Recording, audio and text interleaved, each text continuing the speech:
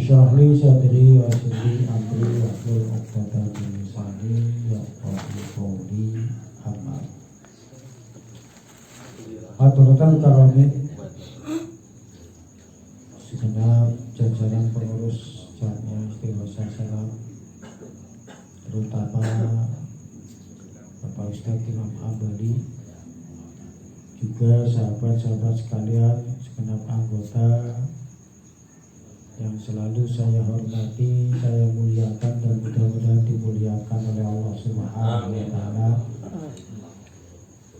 Terkhusus pada Sahibul Bait Mas Tony sekeluarga yang telah menyediakan sarana, prasarana dan lain sebagainya sehingga pada malam hari ini Jamiah Istighosa Salam bisa berjalan dengan lancar. Mudah-mudahan apa yang telah diusahakan oleh Sahibul Bait keluarga ini Allah memberikan balasannya baik berupa pahala juga barokah serta ridhonya, amin ya rabbal alamin. Sahabat-sahabat sekalian yang selalu saya hormati dan saya muliakan, untuk kesempatan malam hari ini mengenai Fadilatul Fakri atau keutamaan daripada fakir. Jadi fakir ini yang utama lugunya. Kadang kita dianggap remeh mereka-mereka orang yang fakir. Tokoh sufi dunia Al-Imam Ghazali radhiyallahu anhu pernah mengatakan cara santrike maknanya al-fakru utawi fakir iku ibaratun tetembungan an faktima saking ora ananing barang huwa kang utawi ma iku muhtajun den butuhaken apa ilaihi ma. Jadi menurut Imam Ghazali, definisi daripada fakir itu tidak adanya sesuatu atau barang yang sedang dibutuhkan. Mungkin bisa saya katakan sesuatu tersebut sesuatu kebutuhan primer. Kalau sekunder sih tidak masalah. Primer itu kan berarti memang harus terpenuhi. Contoh, manusia hidup butuh makan. Lah, sing dipangan kakak kuwi masalahnya. Jadi itulah yang dikatakan Al-Imam Ghazali definisi daripada fakir. Kalau sekunder sih orang masalah artinya. Contoh sepeda motor itu kebutuhan sekunder. Ya orang dua motor orang bakalan mati. Bahasanya kayak gue. Jadi gampangannya orang mangan kan salah satu sebabnya kematian karena tidak mau makan. Kemarin saya takziah di Pekalongan itu tadinya gulanya 500 kemudian turun 150, tetapi tidak mau makan apa-apa, tidak mau dikasih infus, ya gue mikir bahasanya akhirnya meninggal dunia. Nah itu salah satu sebabnya adalah karena kurang asupan makanan. Ya iya orang mangan gantinya infus mending bae, tapi mangan ora diimpus ora gelem, ya wis mati bae wis lah. Suwe. Angel ya. Angel tuturan. Amma faktuman apun utawi ora ananing barang la hajata kang ora ana kebutuhan iku maujud ilahi maring ma fala yusamma maka ora den arani fakron ing fakir. Jadi yang adanya sesuatu yang bukan kebutuhan pokok atau kebutuhan primer tadi itu bukan dinamakan fakir. Jadi fakir ke makanan polwis lah namanya. Kasarannya esi mending miskin. Ang miskin kebutuhannya esi bisa dicukupi, tetapi bahasanya pas-pasan. Nah, fakir wis polmen wis gampangannya singgo mangan bilaka.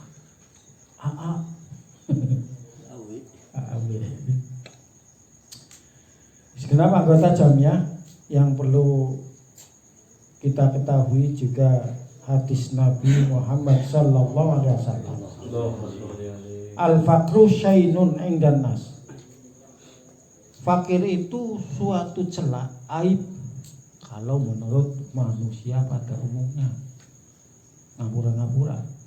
Kita punya tetangga, teman kekurangan. Kadang kita menganggap sepele, menganggap ya rada-rada kayak mencibir lah, sinis terhadap mereka. Memang sifatnya manusia kayak itu. Tetapi wa zainun indallahi yaumal qiyamah itu adalah suatu perhiasan bagi Allah besok ketika di hari kiamat. Karena apa?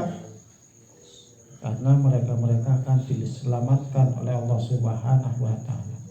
Dan juga perlu kita ketahui hadis Nabi yang mengatakan akhirul anbiya dukhulal jannah Sulaiman bin Dawud alaihi wassalam limakani mulkihi.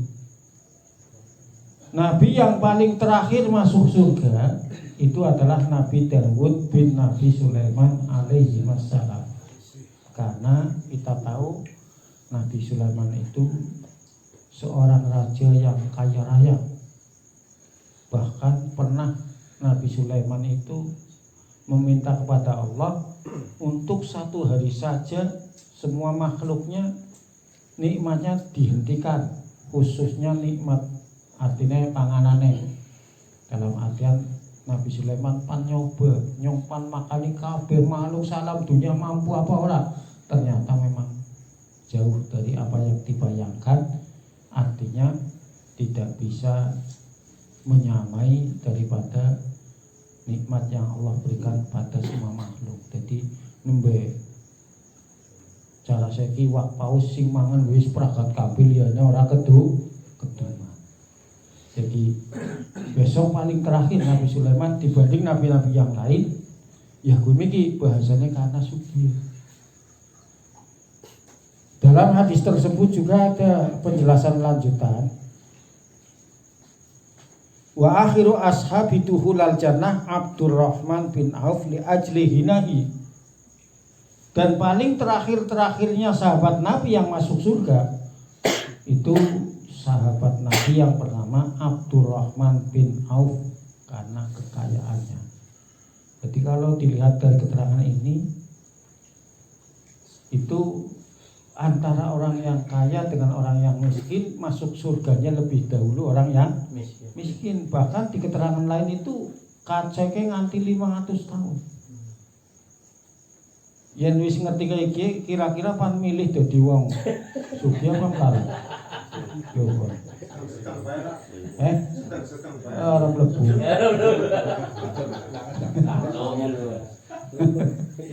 Angel ya.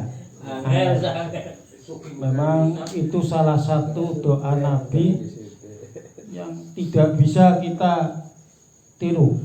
Bahasane ngakune dadi umat Kanjeng Nabi, nyaluke dadi aku dadi umat Kanjeng Nabi, tapi melu-melu lho nggak kayak Kanjeng Nabi ke laka sing bisa, laka sing siap. Doa apa? Beliau Nabi itu setiap hari meminta kepada Allah, Allahumma ja'alni miskinan. Ya Allah, jadikanlah saya orang miskin. Ana sing buat itu doa kayak gue. Umat Kanjeng Nabi temenanan gue. Ya aku. Wa amitni miskinan, dan matikan saya dalam keadaan miskin. Sida sing layet satitik. Wong melarat kan biasanya kayak gue. Orang nang kene orang nang. Ya. Wong sugih ya delta. Tahlil be ora tau mangkat, tapi sing layet pirang-pirang, sing tahlil kebok. Berkata Rasul. Iya, enak teh bang. Yang mangkat, bosenya ninggal ini proyek kerjanya. Tapi sakane tanggane perut wong melarat sing mati lah, mangkat baik, orang mangkat ngoroli duit. Masalah ya tak gampang kok bengi melu tahlil wae cukup. Nah, kuwe.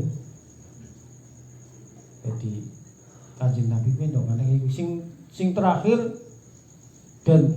dan saya kumpulkan besok dengan orang-orang miskin. Jadi wong sing njaluke sugih ya besok ora kumpul karo Kanjeng Nabi.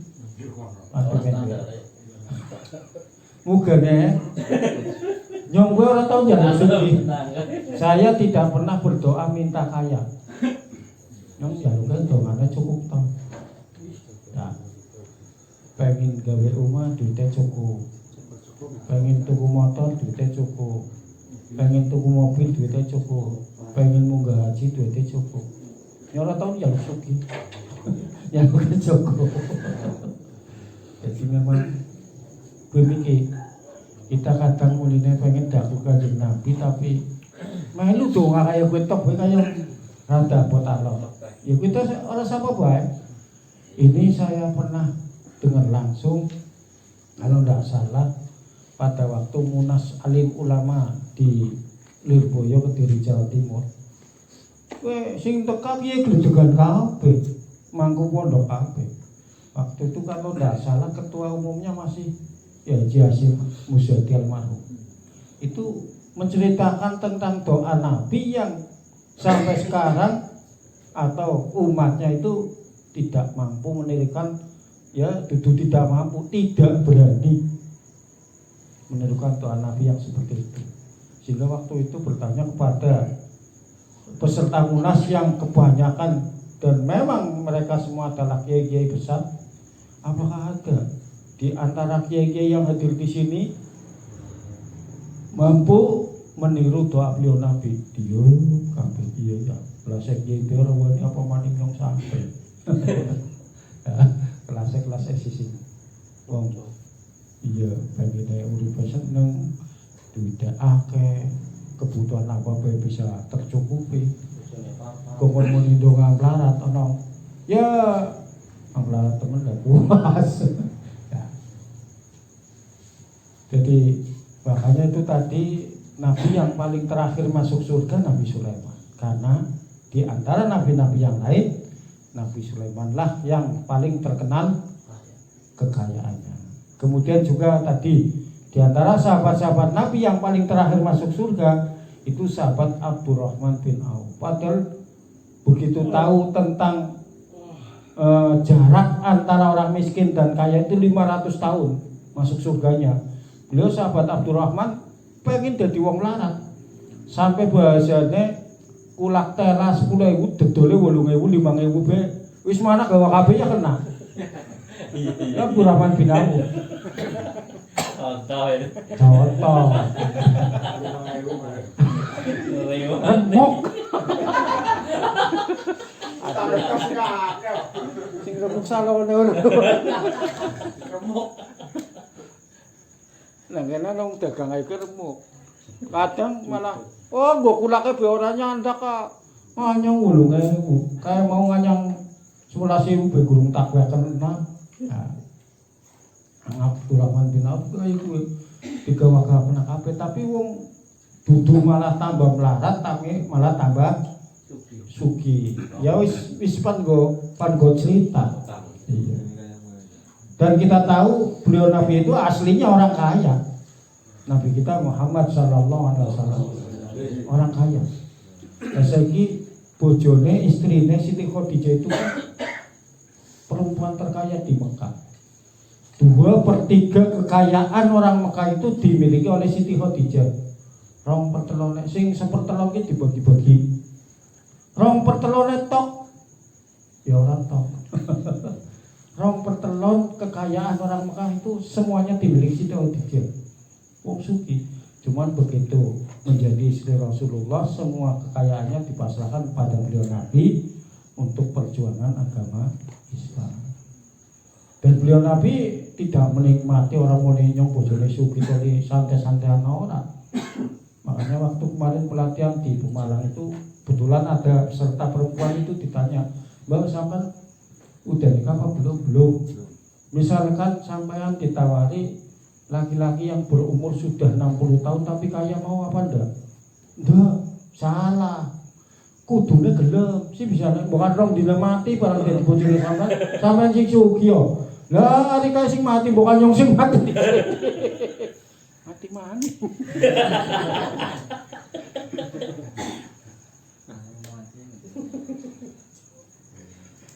Mane mati sine piye. Mati.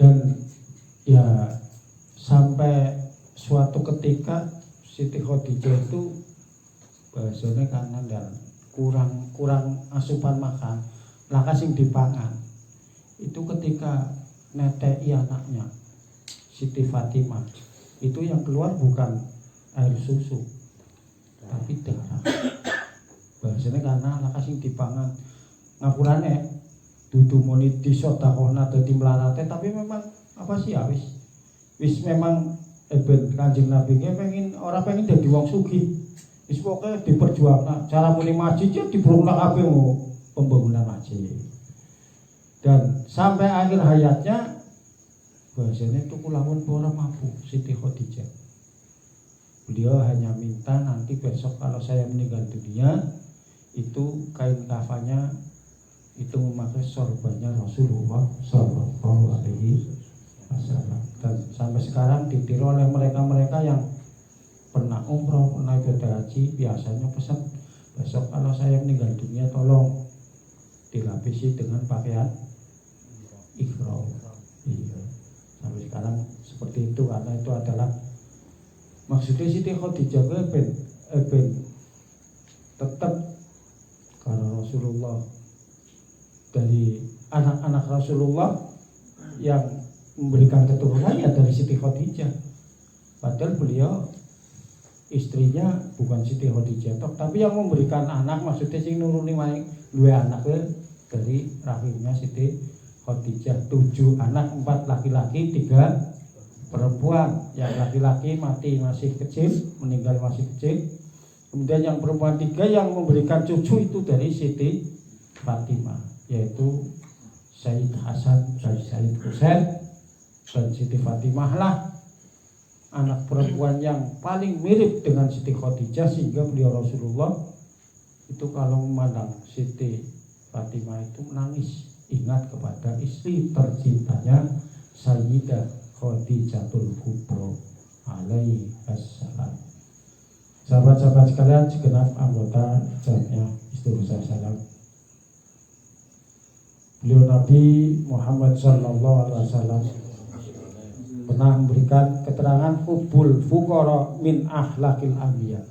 Kalau toh kita belum bisa meniru doa beliau Nabi, belum bisa mengamalkan, ya Gusti, mudah-mudahan nyong dadakna wong melarat, kaya melakasi kuwi dikayungan.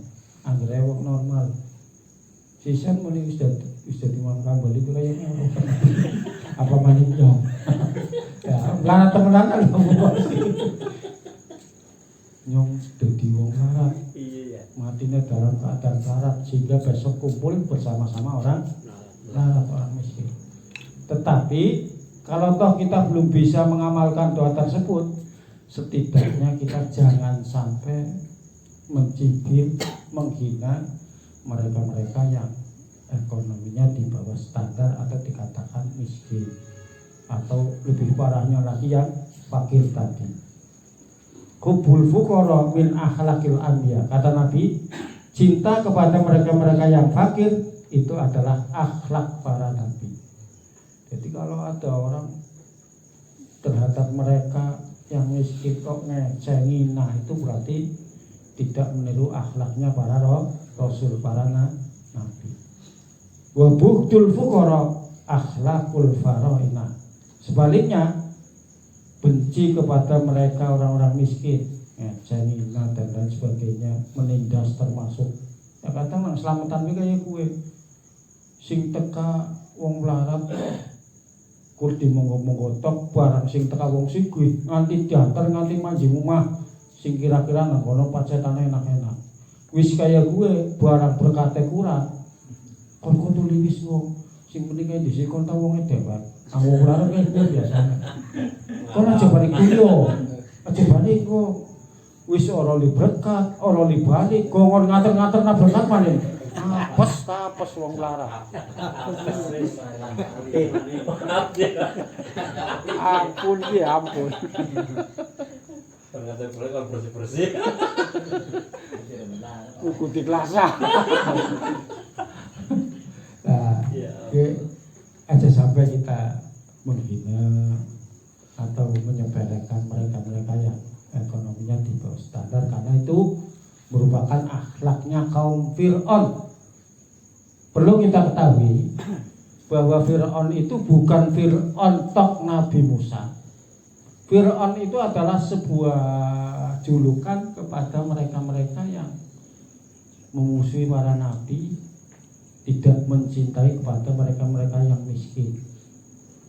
Jadi Fir'aun itu julukan, bukan nama asli. Sebab ada 3 Fir'aun yang terkenal. Satu Fir'aun zaman Nabi Ibrahim alaihissalam. Itu nama sebenarnya musuh Nabi Ibrahim. Di antara musuh-musuh yang lain itu ada yang namanya Sanan, dijuluki Fir'aun karena memusuhi Nabi Ibrahim dan orangnya takabur, sombong, selalu menghina mereka-mereka yang miskin. Kemudian yang kedua, Fir'aun zaman Nabi Yusuf alaihissalam. Jadi musuh Nabi Yusuf ya sing dijuluki Fir'aun. Nama aslinya adalah Royan bin Walid, julukannya Fir'aun. Kemudian yang ketiga yang paling terkenal itu zaman Nabi Musa, Fir'aun. Itu bukan nama Fir'aun, tapi nama aslinya adalah Walid bin Mus'ab. Fir'aun begrungu ya. Antina kiye utawa orang perlu jane istighosah orang mangkat ya orang ngerti nama Fir'aun asline. Royan itu. Ada namanya Royan. Nama itu Royan Fir'aun. Mus'ab, Al-Walid bin Mus'ab itu nama Fir'aun zaman Nabi Musa alaihissalam. Jadi umpama anak zaman-zaman kiye teli wong sengit para ulama menghina kepada mereka-mereka yang miskin, ya Fir'aun zaman modern berarti. Karena Fir'aun itu julukan mereka-mereka yang memuji kepada Allah Subhanahu wa ta'ala. Maka dari itu beliau Nabi itu paling hormat, paling ngopeni siji, maring randa. Rata-rata orang mampu kebanyakan, kecuali randa sing dunyane akeh. Ya rata-rata orang mampu. Nomor loro bocah yatim ya rata-rata orang mampu, kecuali kowe mikir sing tinggalan akeh. Tapi kebanyakan bocah yatim ya orang mampu. Karena apa? Nabi sendiri pernah mengalami dulu lahir tanpa adanya ayah, ibunya dalam keadaan janda, susah luar biasa. Kemudian yang kedua, beliau juga lahir dalam keadaan yatim, ditinggal orang tua, bahkan tidak pernah lihat wajahnya karena meninggalnya bapaknya Said Abdullah ketika beliau masih dalam kandungan ibunya, kurang lebih umur 2 bulan. Anak nang wetengan 2 tahun. Utane wis banget durung sih. Tapi memang singarane kandungan itu ndak ada ada kepastian 9 bulan. Memang itu secara umum itu menurut PG. Jadi akmalul hamli, sempurnane kandungan ya tis'ata ashur tis'ata ashur 9 bulan. Tetapi paling sedikitnya kandungan adalah sittata ashur 6 bulan. Artinya apa? Umpama tetangga kita, misalkan mohon maaf, kayak ngomongnya kena tak betung 6 bulan kan ini sebabaran. Kayak aja sudut disit, aja nabung disit. Iya mah nabung. Ya aja sudut. Kira-kira dan betung kak oleh 6 bulan mana kena. Kayak aja sudut. Oh berarti kita termasuk daripada paling sedikit kandungan. Tetapi itu memang ya bahasanya jarang. Paling umum ya sing umum 9 bulan mau 10. Terus paling akeh-akeh kandungan itu arba'ata sanatan, 4 tahun. 4 tahun. Rambutnya kayak apa ya? Nang utengan 4 tahun. Ibune lho maksudnya. Contoh Imam Syafi'i radhiyallahu anhu itu di kandungan ibunya 4 tahun. Makanya begitu lahir langsung jadi orang yang sangat cerdas, Imam Syafi'i 7 tahun wis apal Quran saglondong. Ora sekedar bacaane tok, sa asbabun nuzule. Dadi ada Quran ki arane asbabun nuzul, yen hadis arane asbabul wurud. Ya. Sebab-sebab turune Al-Qur'an ayat ki sebabe pimen zaman samono ana iki. Oh, berarti turun ayat ki karena zaman kowe kae kuwi. Arane asbabun nuzul. Tuh. Umur 10 tahun Imam Syafi'i sudah hafal yang namanya kitab Muwatta. Kitab karangan gurunya Imam Malik radhiyallahu anhu. Itu padahal dalam ceritanya karena pan ngaji mari gurune kudu duwe kitab, mari toko kitab. Kitab Muwatta ada. Coba lihat dibuka-buka tok. Reganya berapa? Harganya sekian misalnya, duitnya kurang. Ini enggak jadi. Balik kapan kur buka-buka tok? Nyong ya buka-buka apa? Buka-buka sepatu. Imam Syafi'i cerdas luar biasa. Di samping karena diawali dari orang tuanya yang benar-benar menjaga biar tidak sampai melakukan atau memakan sesuatu yang dilarang oleh Allah Subhanahu wa ta'ala. Ayahnya yang bernama Sayyid Idris, kalau nggak salah pernah saya ceritakan. Jadi itu udah pernah makan sesuatu sing ora jelas, apa maning haram, sing ora jelas ora belum makan. Sayyid Idris. Ibunya juga tidak pernah maksiat, sehingga anaknya soleh, yaitu Imam Syafi'i radhiyallahu anhu. Bapaknya celarangan, ya duit nomor bakal kena nang keluarga ini, ya paling dua anaknya cenanangan juga. Ya itu demikian yang saya sampaikan pada malam hari ini.